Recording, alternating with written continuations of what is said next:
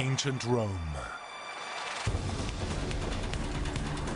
From here, an empire sent out armies which mastered the known world.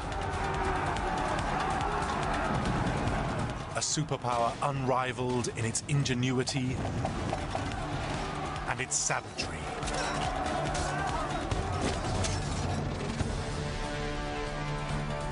This was the glorious civilization that shaped our own. For 500 years, Rome ruled supreme. The empire, they said, would last forever.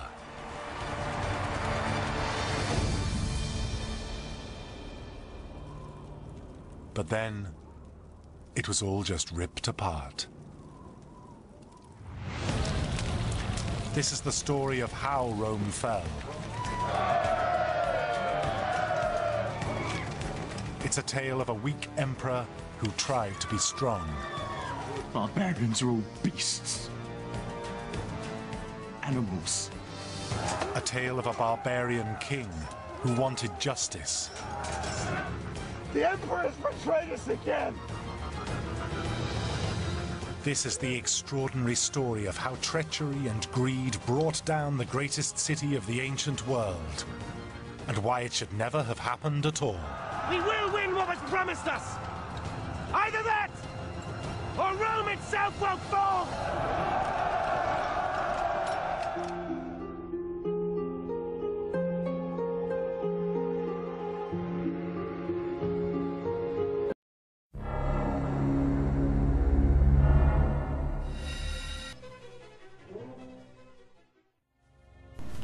Os historiadores concordam em remontar a fundação de Roma a 753 a.C.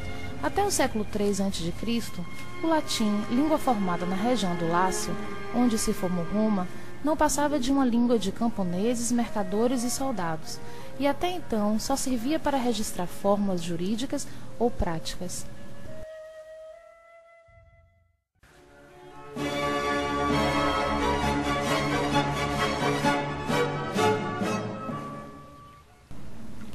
A situação inicial de Roma parecia bem crítica, pois estava cercada pelas duas grandes potências que dominavam então a Península Italiana. De um lado, a brilhante civilização etrusca, de outro, no sul do país, a não menos prestigiosa colonização grega. Confrontada com essa situação geográfica desconfortável, entre duas grandes potências que mantinham relações comerciais intensas, Roma via-se condenada, ou a desaparecer, ou a desenvolver-se. Tirando partido dessa situação perigosa, mas privilegiada, no lugar em que o rio Tibre oferecia a possibilidade de uma passagem, Roma finalmente conseguiu dominar seus incômodos vizinhos.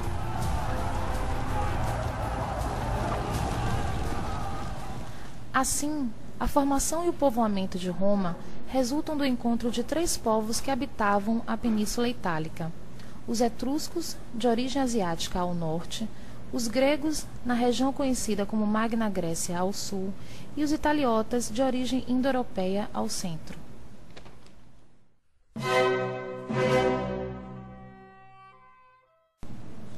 A organização social de Roma compreendia uma classe aristocrática, os patrícios, que eram uma elite conservadora, caracterizada pela educação e por costumes refinados. Essa classe dos patrícios separava-se da classe dos plebeus, formada pela população rural, pelos estrangeiros e por escravos libertos.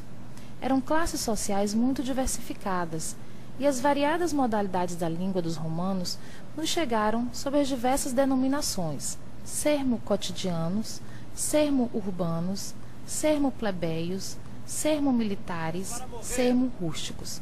Todas essas variedades se resumiu no inovador sermo vulgaris, ou latim vulgar, como é comumente chamado, e que era a língua falada por todas as camadas da população.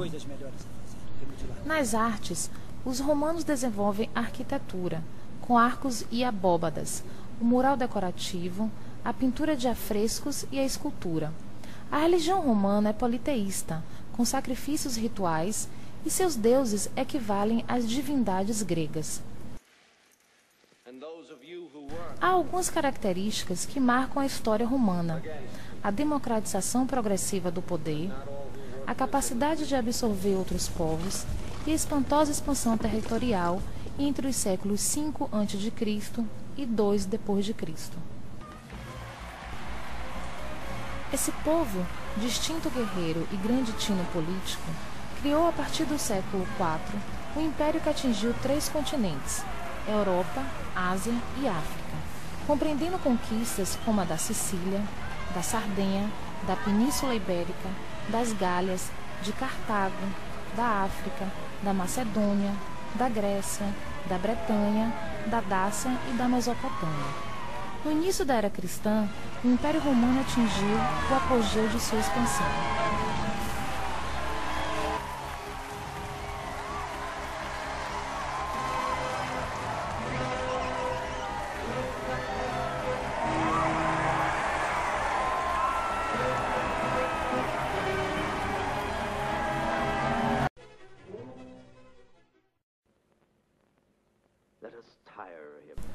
Depois de ter consolidado seu poderio no Lácio, através de lutas ou alianças que levaram à assimilação de vários povos vizinhos, dentre eles sabinos, volscos, ecos e etruscos, Roma completou, em pouco mais de meio século, a conquista da Itália peninsular, dominando as populações itálicas, lideradas pelos samnitas, e as populações da Magna Grécia.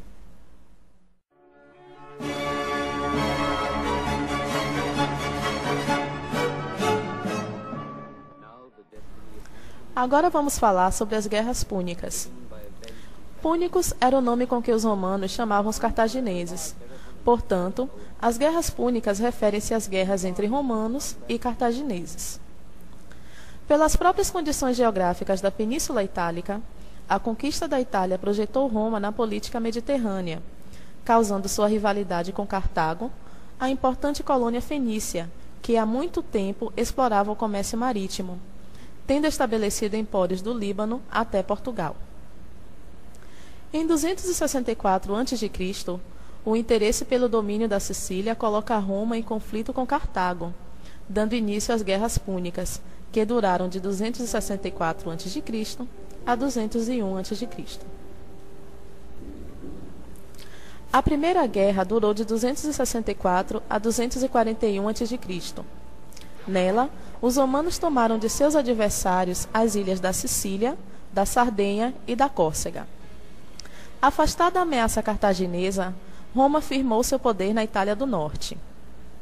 Em 216 a.C., os cartagineses reagiram e surgiu então a Segunda Guerra Púnica, comandada pelo grande Aníbal Barca. Em 219 a.C., Aníbal atacou a cidade de Sagunto, na Espanha, uma aliada de Roma. Ele então decide atacar o norte da Itália, cruzando os Alpes, pegando os romanos de surpresa. A Segunda Guerra Púnica quase se revelou a favor dos cartagineses, mas a vitória final foi mais uma vez romana.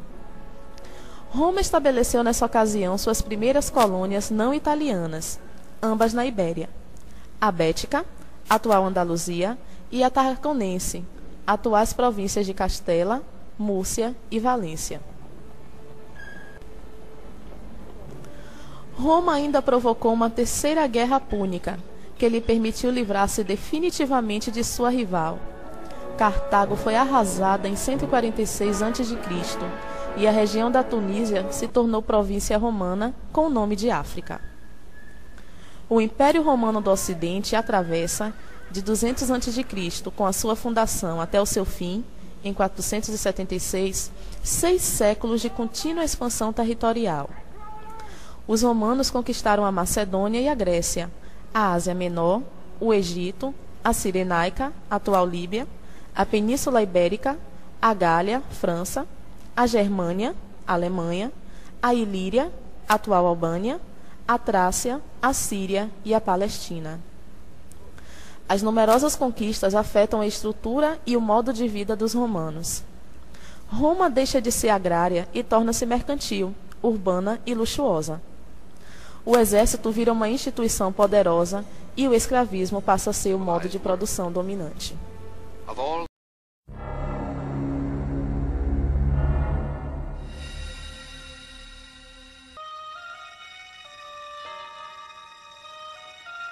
Há 2000 anos, uma civilização manteve todo o mundo ocidental sob seu domínio. Da Europa setentrional à África e ao Oriente Médio, ela impôs suas leis, ideias e um único idioma. Faz 2 milênios que nós sonhamos com suas cidades e seus triunfos, com seu idealismo e sua decadência. Roma. O poder e a glória.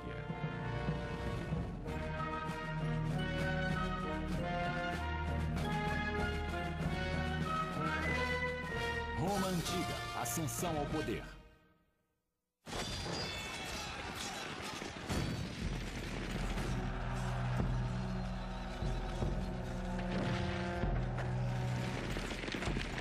Mais de 1000 anos depois da queda de Roma, os exércitos de Napoleão, imperador da França, invadiram a cidade.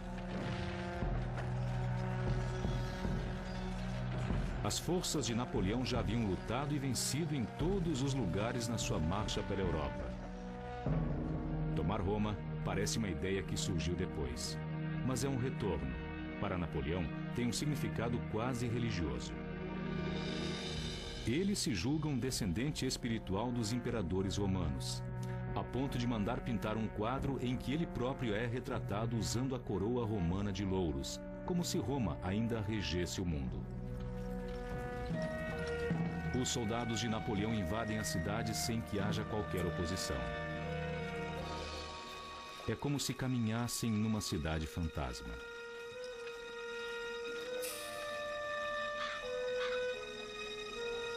Eles descobrem os romanos tomados de pavor, amontoados no meio das ruínas da antiga cidade.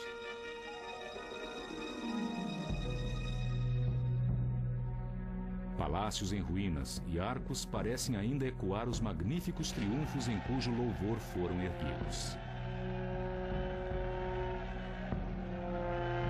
Cabras e vacas pastam onde no passado milhares de pessoas se amontoavam nas ruas.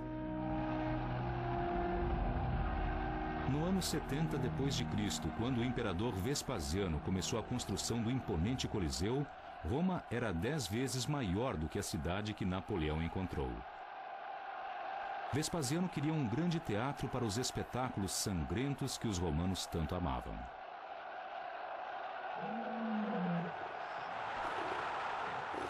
O padrão dos jogos romanos, assim como o padrão da própria Roma, eram de assombrar. O Coliseu tinha 45 mil lugares sentados e espaço para mais 20 mil espectadores em pé.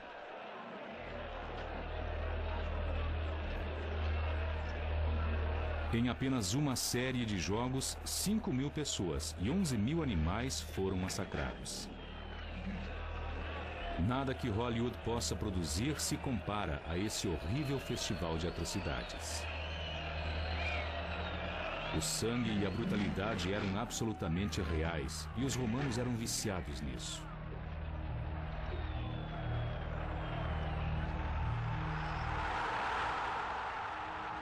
Quando ele viu o sangue, em vez de virar-se, ele fixou os olhos na cena e assimilou todo o seu frenesi. Ele se alegrou com a perversidade da luta e se intoxicou com o sangue derramado. Quando saiu da arena, levou consigo uma mente doentia que lhe tirou a paz até ele voltar novamente. Santo Agostinho.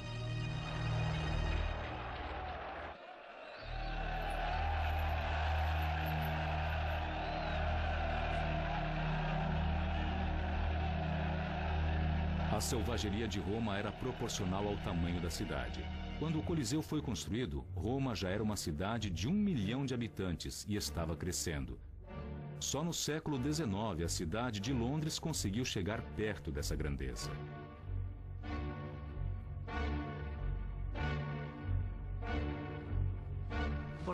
O que eu acho que um viajante no tempo estranharia indo àquela época seria o cheiro, o barulho, a sujeira e o amontoado de gente. Acho que haveria muitos mendigos, muitos sinais de doença, moléstias e muita criança.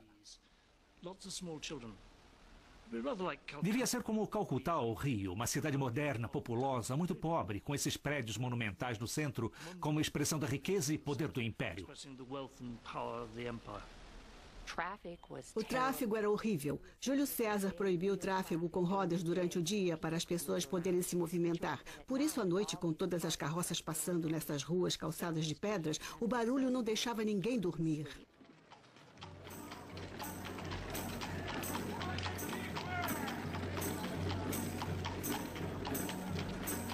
Buscando solução para problemas de organização, tais como uma gigantesca concentração de pessoas, os romanos inventaram a ciência do planejamento urbano. Eles inventaram o cimento, construíram imensos depósitos públicos e instalaram sistemas de esgoto em toda a cidade. Mas a sua maior realização foi o abastecimento d'água. Os aquedutos de Roma penetravam 96 e 112 quilômetros das montanhas para garantir um fluxo contínuo de água potável para a cidade. Esse fluxo fornecia água suficiente, tantos litros por pessoa por dia, numa abundância que só foi igualada pela cidade de Roma na década de 1950.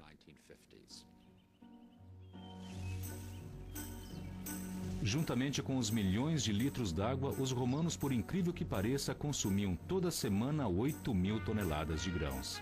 Supercargueiros, cada um transportando 1.000 toneladas, cruzavam o Mediterrâneo em todos os sentidos. Foram os maiores navios do mundo, até serem superados pelos transatlânticos do século XIX. A cidade de Roma era o coração de um império que se estendia desde a Escócia até a Síria.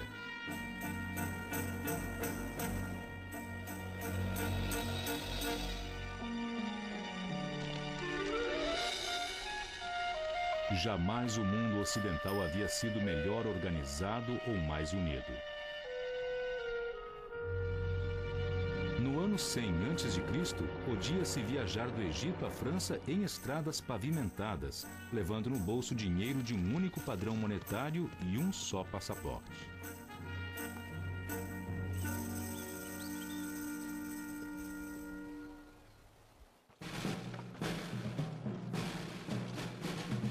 E esse império, vasto e bem organizado, reunia o maior exército que o mundo jamais conhecera, com mais de 500 mil de soldados.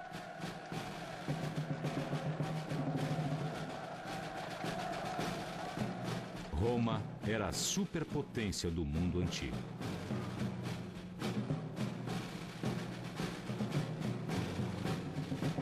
As superpotências que vieram depois pararam de aprender as lições de sua espetacular ascensão e queda.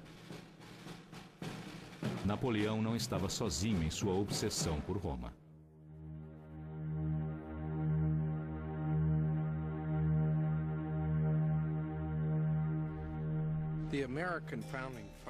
Os pais da fundação dos Estados Unidos da América passaram a maior parte da infância e muito da idade adulta lendo os clássicos latinos. Para eles, o passado não era uma coisa morta, e sim algo vivo, principalmente o passado de Roma. Ele estava vivo, com expressão pessoal e social. Acho que isso foi fundamental para a Revolução Norte-Americana, porque nela eles estavam fazendo alguma coisa realmente sem precedente. E ainda assim, foram capazes de sentir que não eram os primeiros. A base do nosso sistema político, creio eu, está em Roma.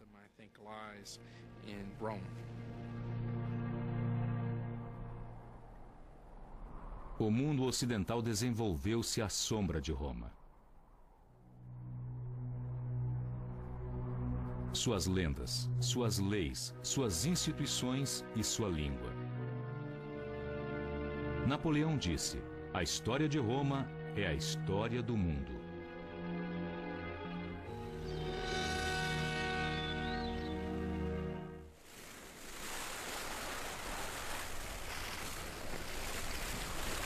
Quando os marinheiros mediterrâneos da Grécia e do Egito antigos voltaram seus olhos para o oeste na direção da Itália, eles se depararam com um grande desconhecido. Era o ano 800 a.C. e Roma ainda não existia. Mas algumas histórias falam de povos misteriosos com costumes exóticos e enormes riquezas. As narrativas eram irresistíveis.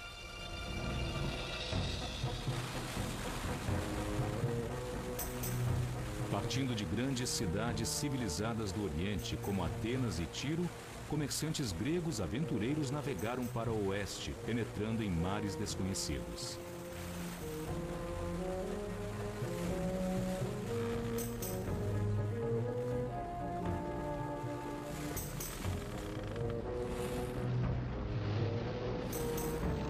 Guiados pelas estrelas, sem instrumentos de navegação, eles começaram a explorar uma península do Mediterrâneo pequena e desconhecida. Deram a ela o nome de Hespéria, a terra do sol vespertino. O século VIII a.C. foi a época da expansão para o ocidente. Os fenícios seguiram para o oeste, assim como os gregos, fundando colônias. Quando os gregos entraram na Itália, tiveram uma surpresa. Ali já havia uma civilização avançada. Aqui, nas montanhas da Toscana, já existiam cidades cercadas de muralhas. Havia reis e sumos sacerdotes. Havia hábeis artesãos, criadores de uma arte suave e sensual, única no Mediterrâneo. E havia comerciantes, prontos para barganhar o mais fino ouro e utensílios de ferro que o mundo antigo jamais conhecera. Antes de Roma, existiam os etruscos. Eles ensinaram tudo aos romanos, mas não deixaram registros escritos.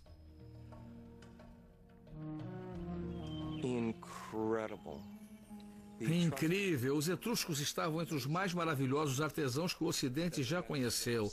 Trabalhavam o metal em esculturas, trabalhavam em terracota, fazendo estátuas em tamanho natural, com expressões surpreendentemente convidativas e calorosas. Eles não eram frios e distantes, e sim um povo que dava vontade de conhecer.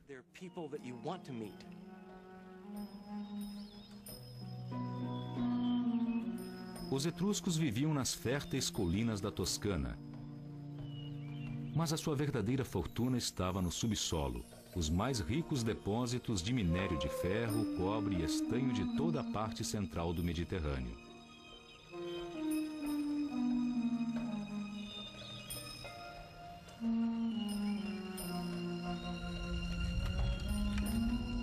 Já no ano 700 a.C., eles criaram poços de minas, túneis, galerias subterrâneas, fornos de fundição. E amontoaram pilhas de escória tão grandes que 2.500 anos mais tarde, Mussolini mandou reprocessar esse material com o propósito de produzir armas para a Segunda Guerra Mundial.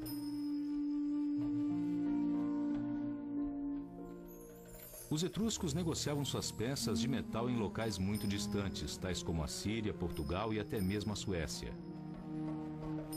Mas, acima de tudo, os etruscos eram famosos por suas demonstrações públicas de afeto entre homens e mulheres, o que chocava o mundo antigo. Os gregos, que conheciam os etruscos há muito tempo, desde antes de Roma ser alguma coisa, viram que o povo etrusco dava às mulheres uma posição que os gregos com toda certeza não dariam.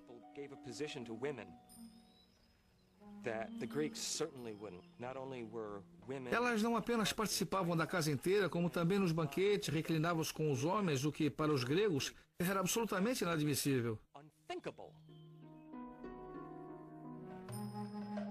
Os gregos e mais tarde os romanos adoravam exagerar nas histórias escandalosas sobre a decadência dos etruscos. É quase certo que nem todas eram verdadeiras. Os primeiros romanos eram sertanejos primitivos. Não gostavam dos etruscos, mas tinham alguma coisa a aprender com eles. Inclusive, o lado mais obscuro da civilização. Tal como todos os povos antigos, os etruscos adotavam uma rígida divisão de classes. Rituais brutais reforçavam o poder e o prestígio da nobreza. Os etruscos encenavam lutas nos funerais de homens importantes. Os perdedores eram assassinados. Seu sangue celebrava o prestígio do morto e era uma oferenda ao seu espírito.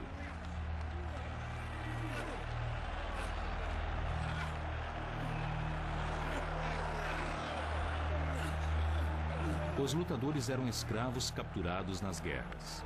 Sua vida não valia nada. Apenas a sua morte era significativa. A prática do sacrifício humano era comum no mundo antigo. Os etruscos não constituíam exceção. O sangue dos escravos e dos prisioneiros encharcava o chão nos rituais pomposos através de todo o Mediterrâneo. Os romanos herdaram dos etruscos o gosto por sacrifícios sangrentos. A luta dos gladiadores foi o equivalente romano a esses sanguinolentos tributos ao poder.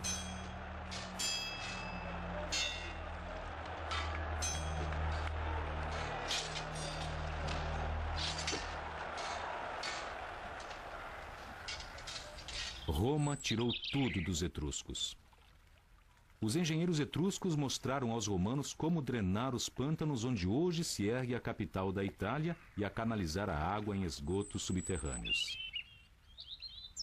Os arquitetos e construtores etruscos projetaram o Fórum Romano como uma praça pública no século VII a.C.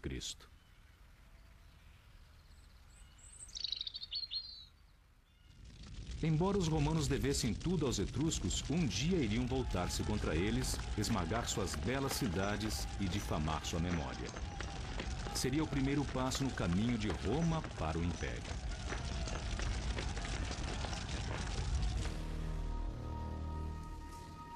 Muito do que sabemos sobre o nascimento de Roma vem da obra de um homem, um dos maiores historiadores de Roma, Tito Livio.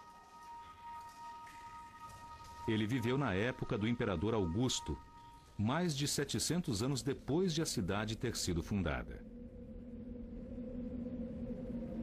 A glória de Roma estava no auge, mas os romanos já eram perseguidos pelo espectro da decadência.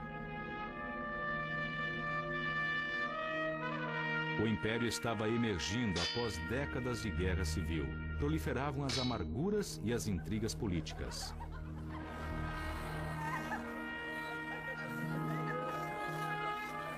Decadência, ambição e especulação estavam na ordem do dia.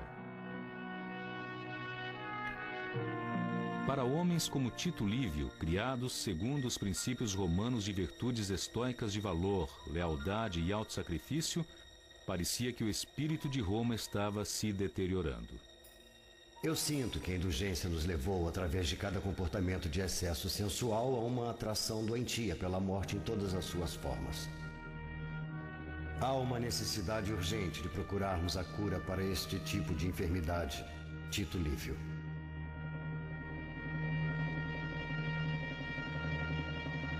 Uma cura era o que o imperador Augusto procurava.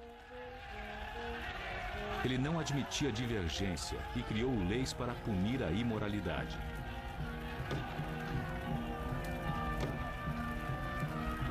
Augusto estava decidido a reformar o império e forçar a volta dos valores familiares romanos. Poetas obscenos como Ovídio, autor da Arte do Amor, foram banidos para as estepes da Ásia.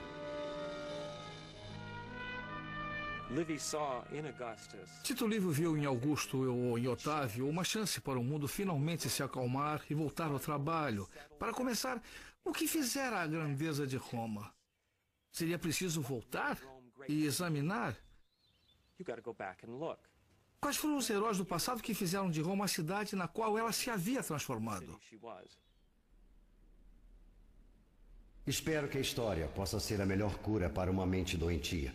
Pelo menos ela pode nos recordar aquilo que éramos e nos mostrar as profundezas para as quais estamos afundando. Tito Livio dispôs-se a escrever uma breve história dos primeiros tempos de Roma, celebrando suas glórias e virtudes, propaganda para as reformas de Augusto. O que ele tinha para servir de base eram as histórias repassadas através dos séculos, e que, afinal de contas, eram um misto de fatos e lendas. Tito Livio acreditava que o início mitológico de Roma poderia revelar as histórias de heroísmo e nobreza que os romanos precisavam ouvir.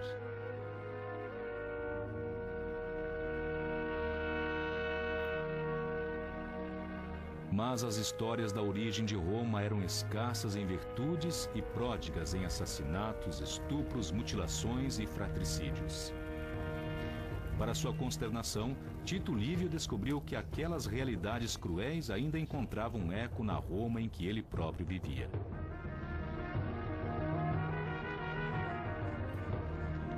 A lenda dizia que Roma foi fundada por Rômulo e Remo, gêmeos que foram jogados na floresta para morrer. Mas os meninos, segundo consta, foram salvos por uma loba que os amamentou. Eles cresceram como selvagens no meio do mato.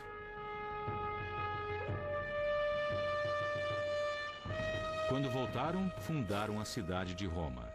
Estavam impregnados do espírito simples, feroz de sua mãe loba.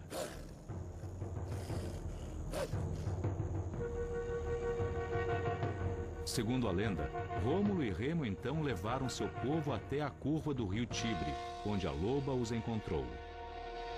Ali, Roma nasceu.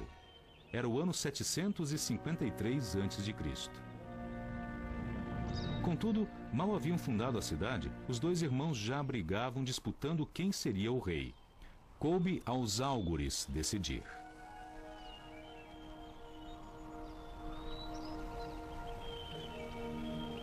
Álgures eram os sacerdotes da Roma primitiva que adivinhavam o desejo dos deuses. Eles estudavam os movimentos das aves, o tempo, as entranhas dos carneiros, antes de fazer seus pronunciamentos, conhecidos como augúrios.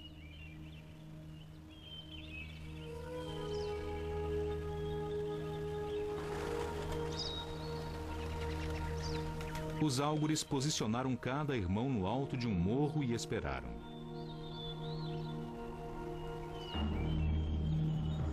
Quando as aves se aglomeraram sobre Rômulo, eles perceberam que aquele seria o primeiro rei de Roma.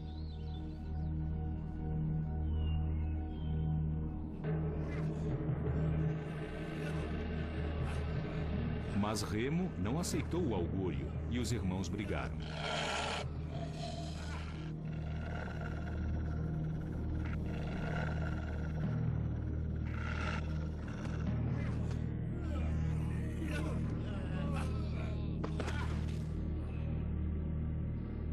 Rômulo matou Remo.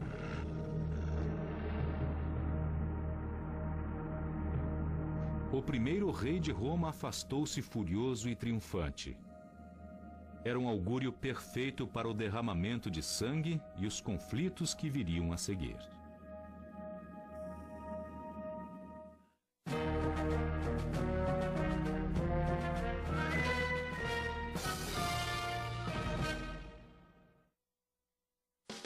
Agora que você assistiu a Roma Antiga, Ascensão ao Poder, primeira parte, fale sobre isto.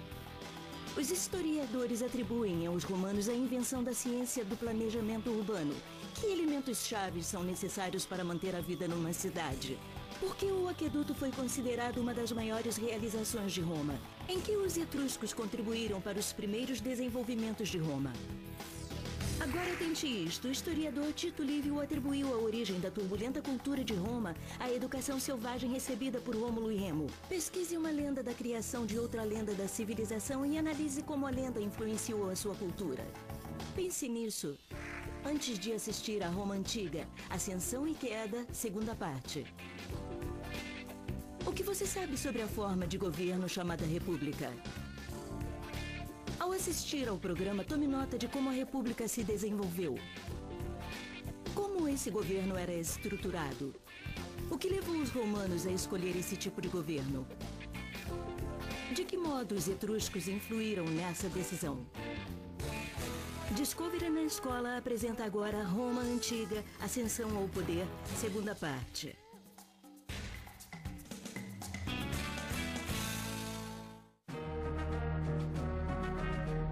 Roma Antiga, Ascensão ao Poder, segunda parte.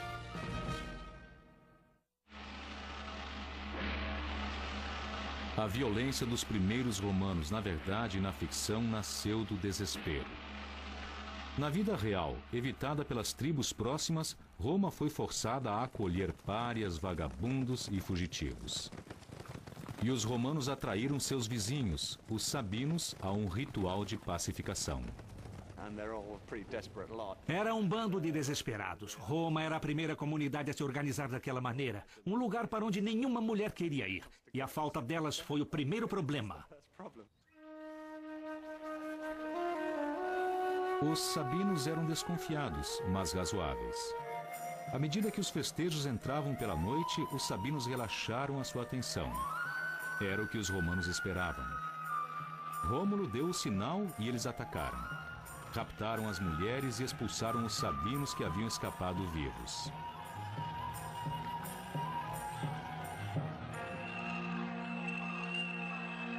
Quando os pintores de épocas posteriores retrataram o rapto das Sabinas, imaginaram a cidade clássica. Estavam errados.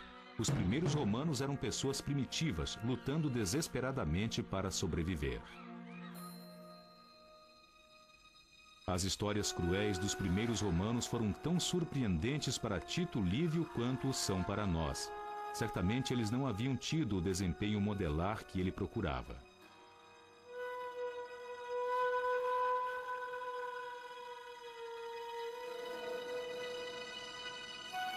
Seu livrinho se transformou numa das histórias mais monumentais jamais escritas. Quando morreu, no ano 17 da nossa era, a obra já chegara a 142 volumes, todos escritos arduamente em cera. Ele havia dedicado a sua vida inteira a isso. A crônica de Tito Livio foi o maior êxito literário da época. Obteve mais sucesso do que ele poderia esperar, mas não produziu o menor efeito sobre o caos moral do Império. Mesmo 142 livros não eram páreo para tão forte influência. A essa altura, Roma era uma força destruidora com um ímpeto impossível de ser detido e cujo caminho fora estabelecido por seu começo mítico, quer fosse fato ou ficção.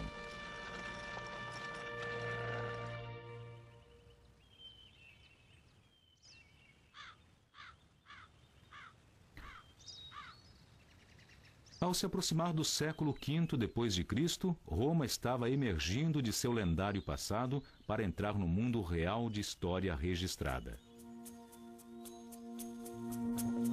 Ela era agora uma próspera província do mundo etrusco, subordinada a reis etruscos. A lama primitiva e as cabanas de palha dos primeiros dias de Roma haviam cedido lugar a uma cidade de tijolos. Roma estava absorvendo gente das terras circunvizinhas e crescendo rapidamente. Negociantes etruscos e gregos encontravam-se nas ruas movimentadas. Barcos fenícios, oriundos da Sicília e do norte da África, navegavam pelo Tibre. Vinho, azeitonas e ouro inundavam a Itália.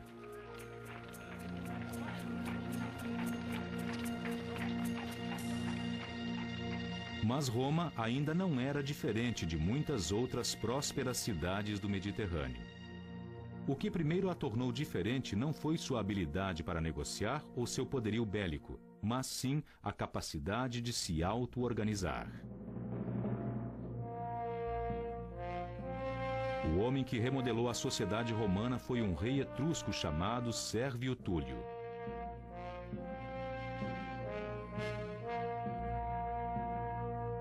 Não existem estátuas dele.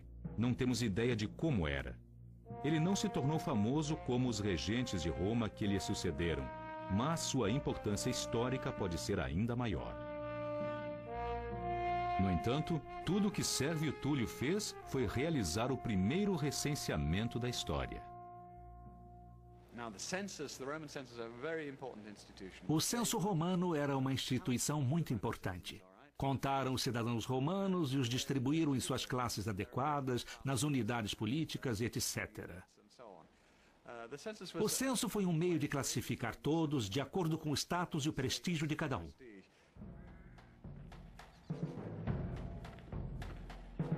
No século VI a.C., o censo detalhou as obrigações de cada romano para com a cidade e que eram obedecer às leis, pagar os impostos e fazer o serviço militar. E o que era muito mais importante, também lhes dava direitos. Esta foi a grande inovação de Sérvio Túlio. De acordo com suas contribuições, os romanos tinham direito a opinar sobre o modo como sua cidade estaria sendo governada. Sérvio Túlio lançou as sementes do governo representativo. Ele organizou uma assembleia para governar a cidade e lhe deu um nome: Senado.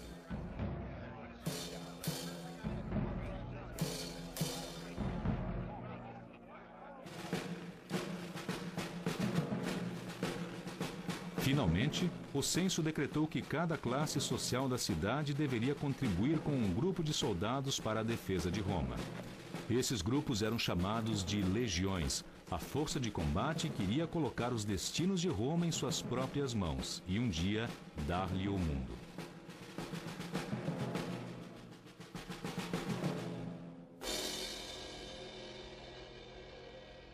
O censo não criou igualdade ou democracia. Roma permaneceu uma sociedade governada por reis e nobres. As mulheres tinham poucos direitos, mas ele criou um nível de organização sem precedente no mundo antigo. Nenhum homem fez mais por Roma do que o rei etrusco Sérvio Túlio. Suas reformas estabeleceram os alicerces para a maior realização de Roma, a criação da República. Mas, tal como aconteceu com muitos dirigentes romanos, ele caiu devido a traições e intrigas. A própria filha do rei queria que o marido, Tarquínio, assumisse o trono. Seus cúmplices sabiam como conseguir isso. E após haverem assassinado o grande rei, poder e paranoia passaram de mão em Roma. Por quase 2 séculos, Roma foi governada pelos reis e pela nobreza da Etrúria.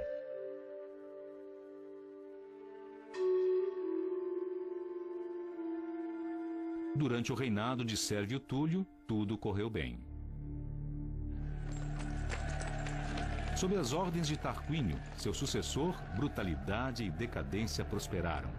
Enquanto ele e seus parentes se dedicavam ao prazer, seus asseclas moviam campanhas de assassinatos políticos com o objetivo de acabar com toda e qualquer oposição. Os romanos estavam começando a odiar tudo que os etruscos simbolizavam. Os ressentimentos fervilhavam.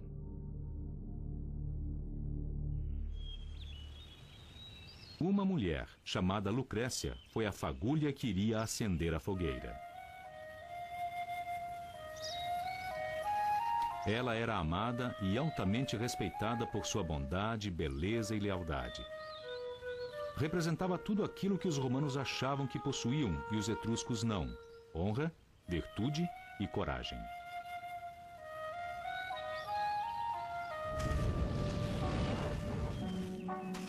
Um dia, o filho do rei e alguns nobres da Etrúria estavam numa jornada fora de Roma. Bêbados, eles resolveram voltar sorrateiramente à cidade e espionar as mais belas mulheres para ver o que elas estariam tramando. Como já esperavam, encontraram suas próprias esposas participando de festas.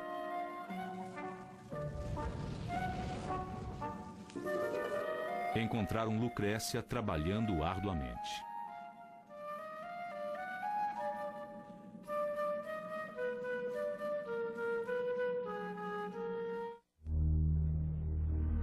Na noite seguinte, quando sabia que o marido de Lucrécia estaria ausente, o filho do rei Tarquínio voltou furtivamente à casa dela sozinho.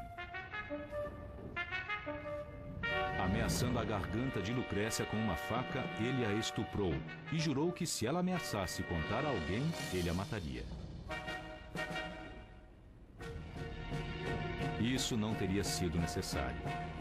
No dia seguinte, orgulhosa demais para viver com sua desonra, Lucrécia se suicidou. Os romanos enlouqueceram. Multidões urravam pelas ruas atacando os etruscos onde quer que fossem descobertos.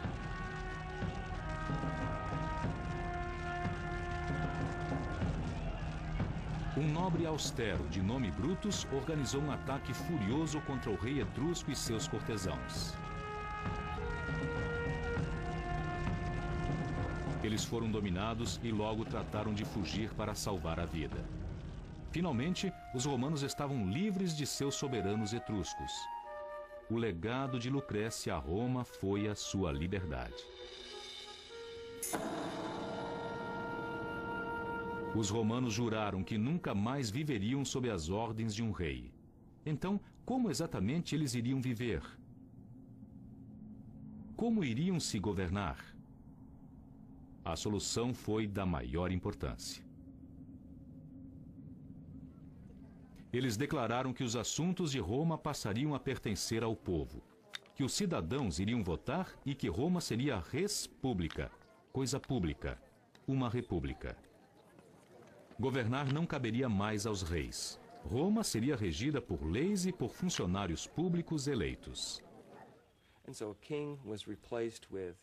E assim, o rei foi substituído de início por 2 pretores e finalmente por 2 cônsules que concordavam sobre todos os assuntos e que eram eleitos anualmente, a fim de que ninguém pudesse ter muito poder por um longo tempo. E essa paranoia sobre reis continuou através de toda a história romana. Continues all the way through Roman history. De um modo que seu criador jamais poderia imaginar, o censo de Sérvio Túlio frutificou. A nova república seria organizada de acordo com as categorias e classes votantes que ele havia equacionado 40 anos antes. O nascimento da república fez com que Roma tivesse garantido seu lugar na história. SPKR era o emblema da República. Senatus Populus que Romanus. O Senado e o povo de Roma. Foi o primeiro governo representativo do mundo antigo. Ele abriu caminho para as glórias de Roma e para todas as democracias que viriam a seguir.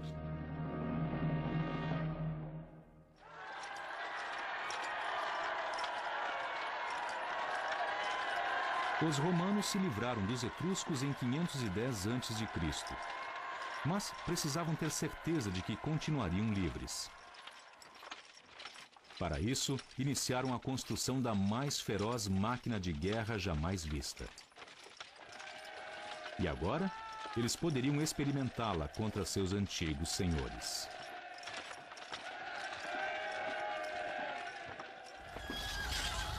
Mais de 100 anos depois de Roma haver declarado a sua independência, ela estava em guerra com os etruscos, que lutavam desesperadamente para reconquistar a sua antiga possessão, mas não conseguiram. Eles não eram páreo para as legiões romanas altamente disciplinadas e que lutavam até a morte para defender a liberdade de Roma.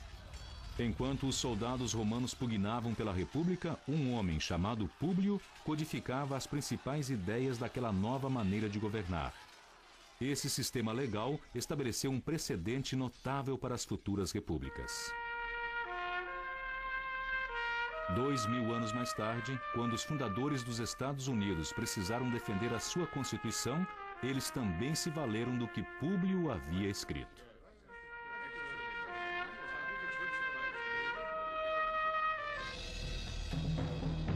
Durante todo o século V a.C., a luta pela República continuou. Roma e Veii, a cidade etrusca que lhe ficava mais próxima, enfrentaram-se numa sequência interminável de ataques e contra-ataques.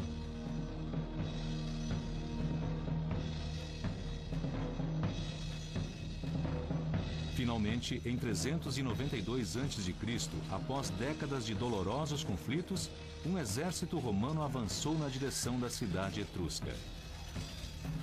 Seu objetivo era tomar Veii de assalto e colocar de uma vez por todas um ponto final na ameaça etrusca à sobrevivência de Roma. Os soldados etruscos lutaram furiosamente nas muralhas da cidade. Em vão, os sacerdotes rogavam a seus deuses que os salvassem da destruição.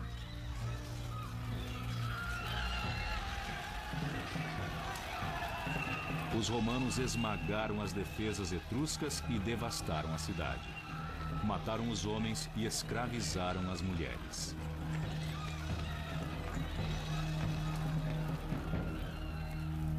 Foi a primeira grande vitória de Roma. Muitas outras ainda viriam, cada uma comemorada com a construção de um arco do triunfo. Monumento à glória da vitória e à humilhação dos vencidos.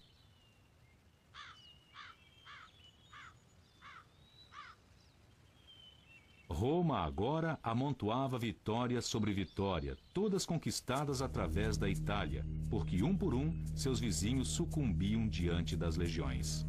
A ascensão de Roma estava ganhando impulso e agora freá-la parecia uma tarefa impossível.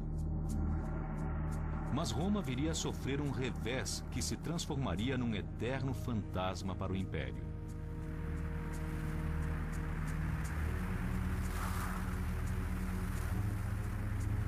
Foi no ano 386 a.C. Vindos de além dos Alpes, surgiram cavaleiros que avançavam estrepitosamente na direção de Roma. Os romanos os chamavam de bárbaros. Eles eram celtas, originários da Gália, a França atual. Os gauleses eram um povo guerreiro, mas desta vez não estavam querendo brigar. Devido a guerras com os vizinhos, eles haviam sido expulsos de seu próprio território e agora precisavam de um novo lar. Roma dominava a parte central da Itália e os gauleses pediram que lhes fosse dado um território. Os enviados romanos recusaram categoricamente. O que esses bárbaros pensam que são para tomar tamanha liberdade para com Roma? Eles insultaram os gauleses, o que foi um erro. Os gauleses investiram sobre Roma furiosamente. O que não lhes era dado, eles iriam tomar. Os romanos eram guerreiros ferozes, mas não sabiam como combater aquele povo que se lançava à luta num frenesi suicida. A selvageria dos gauleses era aterradora, mesmo para os padrões romanos. Surpreendidos, os romanos ergueram barricadas dentro de sua própria cidade e esperaram que aqueles homens assustadores fossem embora. Mas eles não foram. Os gauleses destruíram tudo o que encontraram no caminho e saquearam a cidade. Os romanos só conseguiram escapar da carnificina depois de entregar aos gauleses tudo o que possuíam, para que eles fossem embora e os deixassem em paz. A humilhação de Roma foi completa.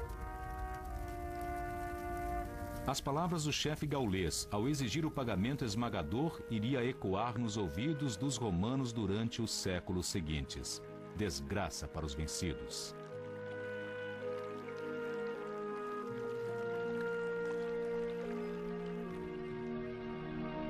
Roma ergueu-se dessa devastação mais forte, melhor organizada e mais determinada do que nunca. Forjou um espírito férreo e um código civilizado de honras, virtudes estoicas de valor, disciplina e autossacrifício. Esse código produziu soldados e comandantes com uma inflexível dedicação ao dever. Um dos mais famosos foi Cincinato. Cincinato foi o romano que corporificou de um modo como ninguém jamais conseguiu aquelas virtudes clássicas. Embora pertencesse à nobreza, ele gostava de trabalhar o campo com suas próprias mãos. Um dia, no momento em que trabalhava, chegou um mensageiro com a notícia de que Roma estava sendo atacada. Em uma situação de emergência como aquela, a Constituição romana exigia a designação de um ditador eleito pelo povo e que, uma vez eleito, teria plenos poderes, poder de vida e morte sobre todos os cidadãos, mas apenas por um período de, no máximo, 6 meses. Cincinato largou o arado, correu para a cidade, assumiu o comando e foi nomeado ditador. Logo, conquistou uma grande vitória, voltando à cidade triunfalmente. Ele poderia ter permanecido e utilizado o poder como quisesse, mas, segundo consta, no mesmo dia em que retornou à cidade, ele renunciou ao cargo de ditador, voltou às suas terras fora da cidade e retomou o arado. Os romanos adoravam contar essa história porque ali estava um homem totalmente despreendido que não desejava nada para si próprio, para sua própria vida, mas apenas servir, só servir. Por isso, não é por acaso que uma das mais famosas esculturas na história americana é a de George Washington, como Cincinnato.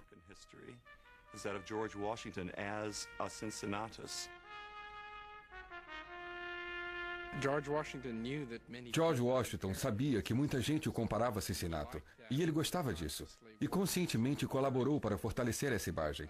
Assim, por exemplo, durante os períodos mais sombrios da guerra, quando alguns achavam que deveria renunciar, ele rechaçou essa ideia, porque queria fazer como Cincinnato. Esperar até que o inimigo fosse derrotado, e aí, de maneira grandiosa, abdicar de seus poderes. E foi o que Washington fez, antes de voltar ao seu arado em Mount Vernon.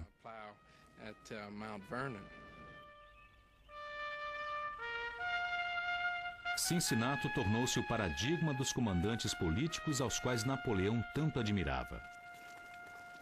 Ele corporificou o código de conduta que deu força à ascensão de Roma e estendeu seu domínio sobre todo o mundo ocidental.